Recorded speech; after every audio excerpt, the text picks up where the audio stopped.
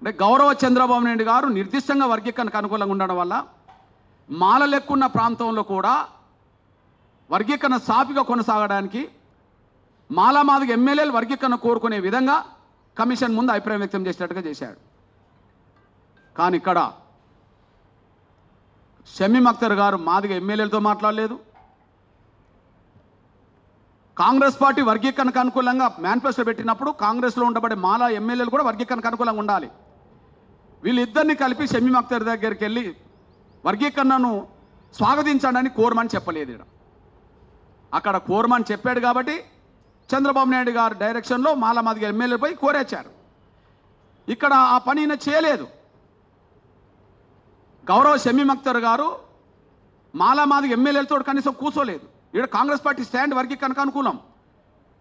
వర్గీకరణకు అనుకూలమైన పార్టీలో ఉన్న మాల ఎమ్మెల్యేలు కూడా వర్గీకరణకు అనుకూలంగా ఇవ్వాలా, కానీ అక్కడ ఇచ్చారు, ఇక్కడ ఇవ్వలేదు. రెండో విషయం మీ దృష్టికి తీసుకొస్తున్నా.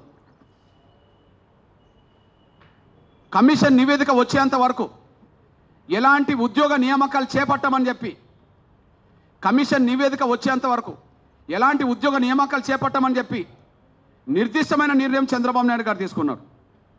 ఇప్పుడు శాసనసభ సమావేశాలు అక్కడ జరుగుతున్నాయి. నిన్నగాక మొన్న లోకేష్ గారు కూడా అతి త్వరలో కమిషన్ నివేదిక రాబోతుంది, కమిషన్ నివేదిక వచ్చిన తర్వాతనే ఉద్యోగ నియామకాలు చేయబోతున్నామని చెప్పి మార్చి లోపు ఉద్యోగ నియామకాలు చేయబోతున్నాం, ఈ లోపు కమిషన్ నివేదిక రాబోతుందని చెప్పి ఆయన స్పష్టంగా చెప్పడం జరిగింది. కానీ ఇక్కడ కమిషన్ విచారణ జరుగుతున్న సమయంలోనే టీచర్ పోస్టులు భర్తీ చింపడం జరిగింది.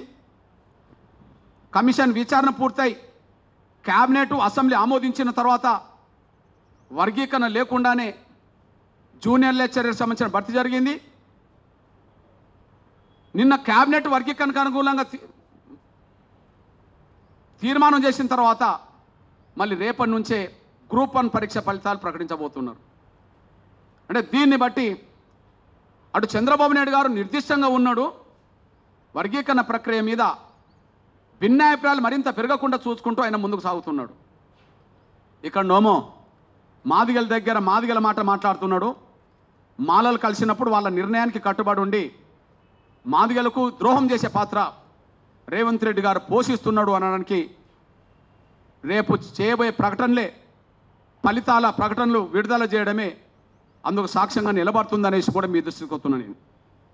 ఇకపోతే ఇప్పటికే మాదిగల్లోనూ మెజార్టీ దళిత కులాల్లోనూ చివరికి మాల అనుబంధ గ్రూపులు అనబడుతున్న కులాల్లోనూ గతంలో షమీం అఖ్తర్ గారు ఇచ్చిన నివేదికలో కొన్ని లోపాలు ఉన్నాయని చెప్పి మేము లిఖితపూర్వకంగా ముఖ్యమంత్రితో మాట్లాడినాం. లిఖితపూర్వకంగా ఇచ్చి ఉత్తమ్ కుమార్ రెడ్డి గారితో మాట్లాడినాం. అదే సమయంలో గౌరవ షమీం అఖ్తర్ గారి గురించి కూడా మాట్లాడాను. మీ దృష్టికి తీసుకొచ్చే విషయం ఏంటంటే, ఒకవైపు మొన్న షమీం అఖ్తర్ గారు ఇచ్చిన మొదటి నివేదికలో లోపాలు ఉన్నాయని, అందులో మాదిగలకు తీరని అన్యాయం జరుగుతున్నదని, అదే సమయంలో మొదటి గ్రూపులో బలవంతులను తీసుకొచ్చి పెట్టారని, మూడో గ్రూపులో మాలలతో ఉండలేని పరిస్థితులు కొన్ని కులాలకు వచ్చినాయని, దీన్ని సరిచేయాలని చెప్పి మేము విజ్ఞప్తి చేయడం జరిగింది. మా విజ్ఞప్తికి స్పందించే గౌరవ షమీం అఖ్తర్ గారు కమిషన్ని ఈ నెల 10 వరకు పొడిగిస్తే గౌరవ షమీం అఖ్తర్ గారి కమిషన్ నివేదిక కూడా రెండోసారి అందినట్టుగా యథావిధిగానే మేము అమలు చేస్తున్నామంట వార్తలను చూస్తున్నాం. ఇక్కడ మేము కోరుతున్నది ఏంటంటే, గత నివేదికలో కొన్ని లోపాలు ఉన్నాయని, కొన్ని వర్గాలకు నష్టం జరుగుతున్నదని మేము ఏ అంశాలైతే లేవనెత్తామో ఆ లేవనెత్తిన అంశాలకు జవాబన్న రావాలి, లేవనెత్తిన అంశాలు వాస్తవమైతే పరిష్కారం అన్న చేయాలి. గత నివేదికలో లోపాలు ఉన్నాయని, దానివల్ల కొన్ని వర్గాలకు నష్టం జరగబోతుందని, ఇప్పుడు జరిగే నష్టం చిన్నదిగా కనిపించినా అది రాబోయే తరాలకు శాపంగా మారుతుందని మేము ఏ అంశాలైతే లేవనెత్తామో, ఏ ప్రశ్నలైతే వేశామో అవి లిఖితపూర్వకంగానే లేవనెత్తాం, లిఖితపూర్వకంగానే ప్రశ్నించాం. మేము లేవనెత్తిన అంశాలకు జవాబు చెప్పాల్సింది ప్రభుత్వమే, లేదా మేము లేవనెత్తిన అంశాల్లో పరిష్కారం లేకపోతే మేము లేవనెత్తిన అంశాలు న్యాయం కాదని చెప్పాల్సింది ప్రభుత్వమే. ఆ ప్రభుత్వానికి పెద్దలు ముఖ్యమంత్రి, సోషల్ వెల్ఫేర్ డిపార్ట్మెంట్ చూస్తున్నది ముఖ్యమంత్రి, కమిషన్ వేసింది ముఖ్యమంత్రి, హామీ ఇచ్చింది ముఖ్యమంత్రి.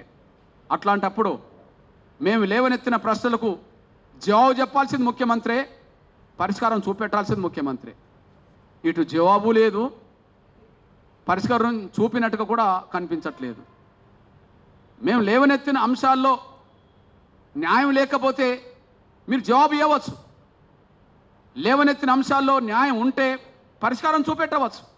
ఏదైనా జవాబైనా పరిష్కారమైనా బహిరంగం రావాల్సిందే.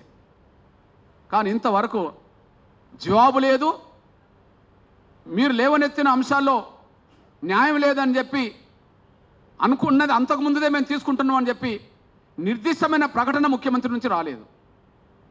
దీన్ని బట్టి ఒక ఆవేదన ఇప్పటికే ఉన్నది మాకు. ఒక ఆవేదన, గౌరవ షమీమ్ అఖ్తర్ గారు ఇచ్చిన మొదటి నివేదికలోనే లోపాలు ఉన్నాయి, కొన్ని వర్గాలకు నష్టం జరగబోతుందనే ఆవేదన మాకు ఉన్నది. ఆ ఆవేదనకు జవాబు రాలేదు, పరిష్కారం దొరకలేదు.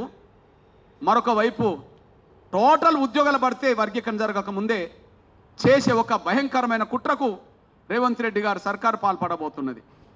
దీనికి కారణం చంద్రబాబు నాయుడు గారు ఎవరి ఒత్తిడిలో లేకపోవడానికి కారణం ఆయన నిర్దిష్టంగా వర్గీకరణకు అనుకూలంగా ఉండడం వల్ల అందరినీ కన్విన్స్ చేస్తూ వర్గీకరణకు అనుకూలంగా మాలా మాదిగలతో మాట్లాడించుకుంటూ వస్తున్నాడు.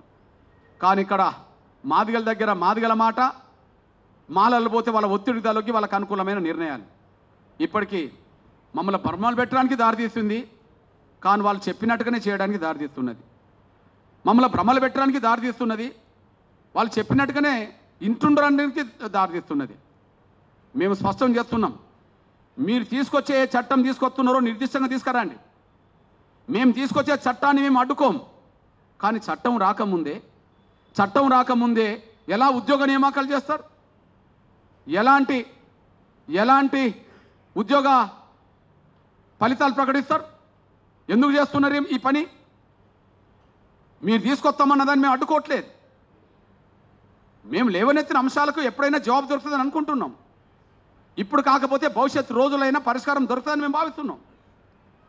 మేము లేవనెత్తిన అంశాలకు మొదటి కమిషన్ నివేదికలో కొన్ని లోపాలు ఉన్నాయి, కొన్ని వర్గాలకు నష్టం జరగబోతుంది, ముఖ్యంగా మాదిగలకు నష్టం జరగబోతుంది, మొదటి గ్రూపులో ఉండబడే దళిత కులాలకు నష్టం జరగబోతుంది, మూడో గ్రూపులో ఉండబడే కొన్ని కులాలకు నష్టం జరగబోతుందని చెప్పి మేము లేవనెత్తిన ప్రశ్నలకు జవాబు దొరకలేదు, పరిష్కారం జరగలేదు. అయినా మేము ఆశిస్తున్నాం, ఎప్పటికైనా జవాబు దొరకక తప్పదు, ఎప్పటికైనా పరిష్కారం రాక తప్పదు.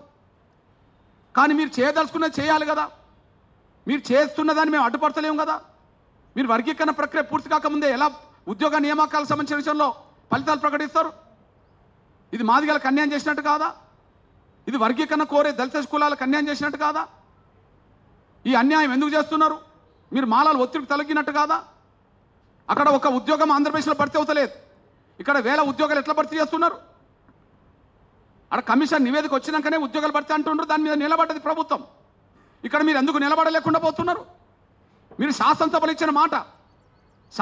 ఇచ్చిన మాటకి విలువనివ్వనోడు నువ్వు ఎలా ముఖ్యమంత్రివి?